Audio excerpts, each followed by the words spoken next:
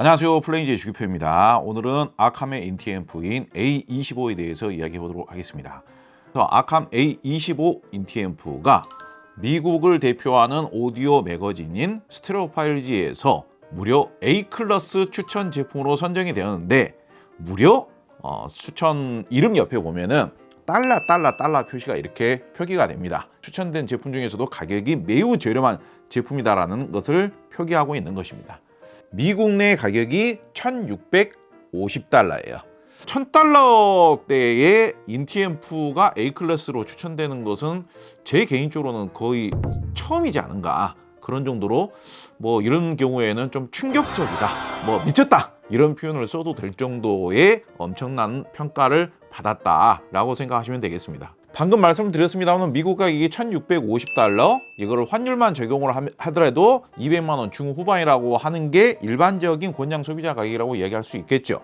그런데 우리나라에서 현재 할인 가격이 180만 원대에서 구매가 가능합니다. 그래서 이 정도면은 가격에 비해서 매우 가장 추천할 만한 앰프라고 생각을 하셔도 무방하겠습니다.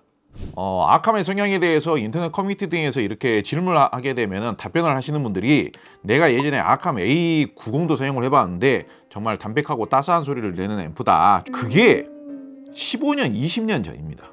과거 방식에 비해서 증폭 방식도 다를 뿐더러 음색 성향도 바뀌었습니다. 최근에 아캄 앰프들은 대부분 다 증폭 방식이 G클래스 방식입니다. G클래스 방식.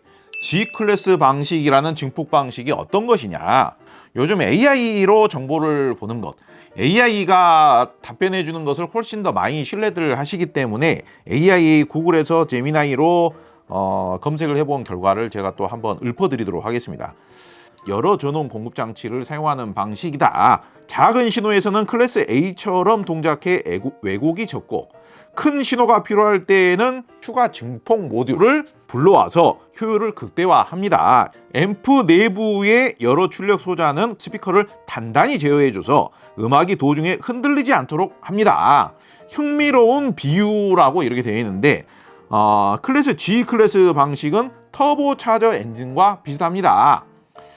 터보 차저 엔진과 비슷하다. 여기 제가 과거에 아캄 앰프 리뷰를 하면서 제가 발언을 했던 내용인데, 이거 구글 AI가 제 이야기를, 제 비유법을 인용을 해서 가져온 것이 아닌가, 이런 생각이 들 정도인데요. G클래스 증폭 방식은 설계가 복잡하고 비용이 많이 들어서 흔히 볼 수 없는 방식인데, 아캄에서 오랜 연구 끝에 상용화에 성공을 했고, 고효율, 고출력, 고음질을 동시에 제공하는 독특한 제품군이다.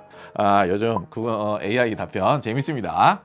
여러분들께서 정말 짧게 이해를 하시자면은, 일반적인 AB 클래스 방식에 비해서 오디오적인 표현력, 오디오적인 사운드의 특성 같은 경우에는 훨씬 더 고성능인 것은 분명합니다.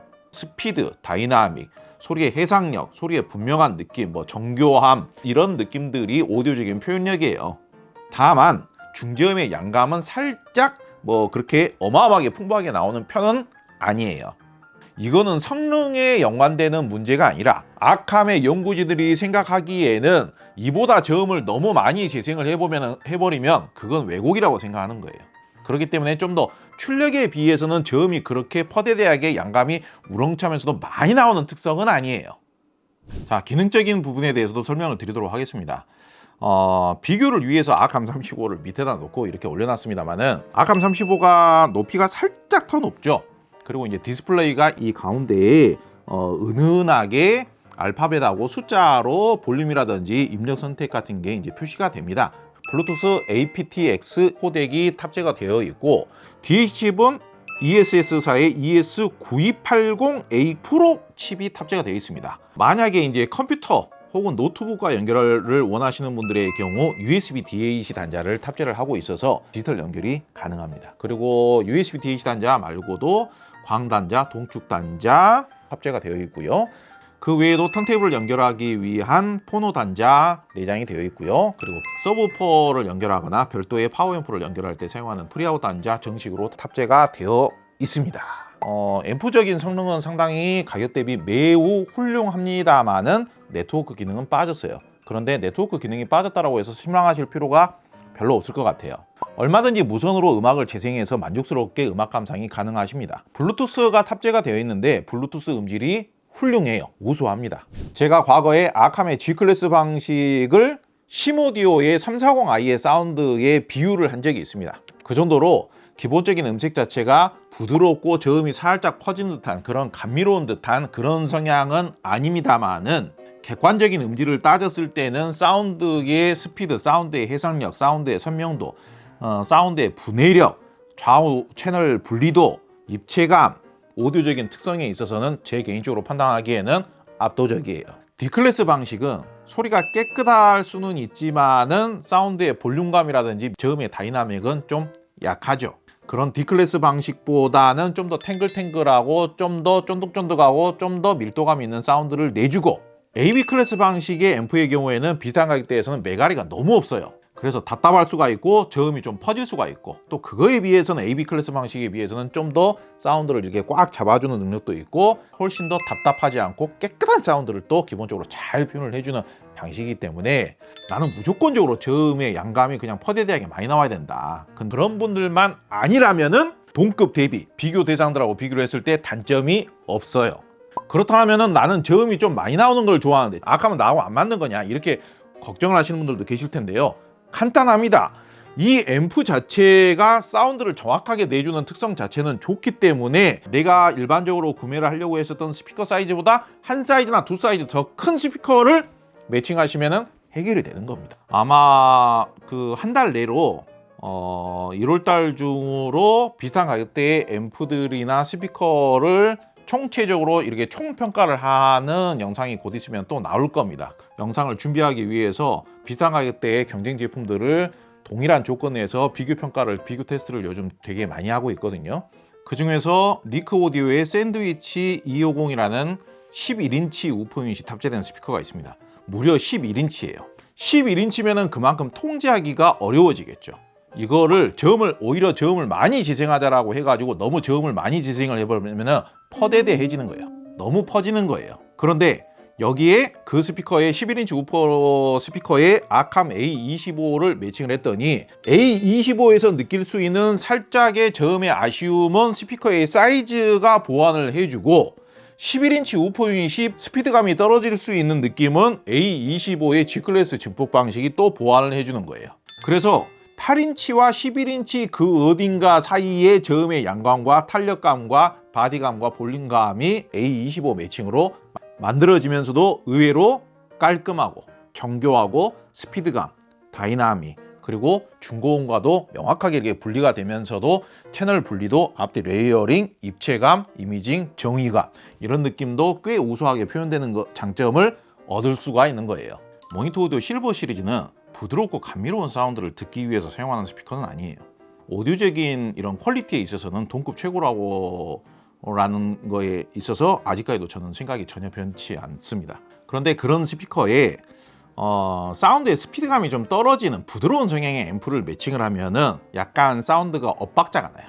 그러니까 사운드가 살짝 뻣뻣해지는 걸 감수하고라도 D클래스 방식의 앰프를 쓰는 경우가 있어요. 그런데 오히려 그런 D클래스 방식 앰프보다 종합적으로 평가를 했을 때는 A25가 더 낫다라고 할 수 있는 거예요. 부드러운 성향의 앰프를 매칭을 해서 약간 엇박자가 나고 약간 엉키는 듯한 느낌이 사실상 거의 없죠.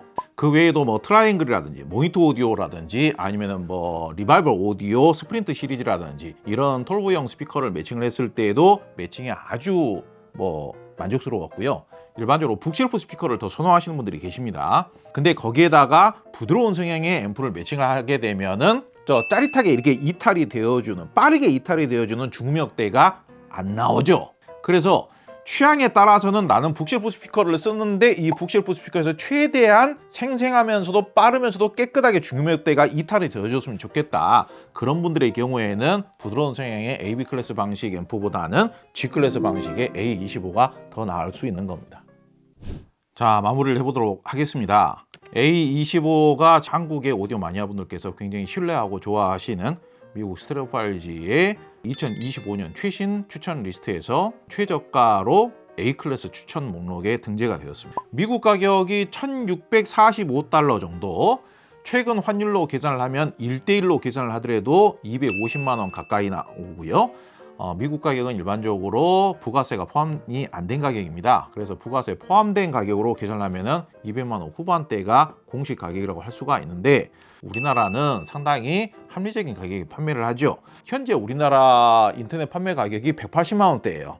비싸고 좋은 제품 추천 누가 못합니까? 가격이 좋아졌고 미국의 신뢰할 만한 평가기관, 상당히 객관적인 오디오 평론가들이 모여서 최저가의 A클래스로 선정을 나왔고, 스펙, 부품, 투입된 부품, 증폭 방식, 기술 이런 점에 있어서도 꿀리는 점이 거의 없고, 그래서 적극적으로 이렇게 추천을 드리는 겁니다. 미국 시장, 미국 소비자, 미국 오디오 평론가들이 좋아할 만한 성향이에요. 오디오적인 쾌감이 뛰어나고 사운드 분해력이라든지 사운드의 스피드감, 사운드가 치고 빠지는 느낌, 사운드의 분명한 표현력 이런 느낌들이 매우 좋은 성향이기 때문에 미국 사람들이 좋아할 만한 성향입니다. 그리고 네트워크 플레이어 기능은 안 되지만은 블루투스 음질이 워낙 좋기 때문에 오히려 네트워크 플레이어 기능보다도 훨씬 더 편리하게 사용하면서 음질에 대한 약점은 손해는 없이 사용할 수도 있다는 것도 장점이겠습니다. 그리고 내장되어 있는 DHB K2M이나 Q2M처럼 모바일용이나 소형 미니 기기용 DHB 탑재가 된 게 아니라 프로용 칩셋이 탑재가 됐다는 것도 장점이라고 할 수 있겠고요. PC 파일을 하시는 분들, 노트북 연결을 원하시는 분들을 위해서 USB DAC 기능까지 탑재가 됐다는 점도 장점입니다. 전면 디스플레이가 없는 게 조금 아쉽다라고 생각하실 수도 있는데 디스플레이가 아예 없는 건 아닙니다. 지금 자동으로 지금 꺼져서 그렇지 볼륨 숫자하고 알파벳 정보 정도는 표시가 됩니다. 그리고 간단한 설정 기능도 탑재를 하고 있고 소프트웨어 업데이트도 종종 한다고 합니다. 그래서 굉장히 만족하면서 사용할 수 있는 제품이 아닌가 그렇게 생각을 해보고 좀 더 고성능을 원하시는 분들의 경우에는 아래에 있는 SA35나 SA45 고려해 보시면 될 것 같습니다. 자, 좋은 제품을 이렇게 소개를 할 때는 힘이 넘칩니다.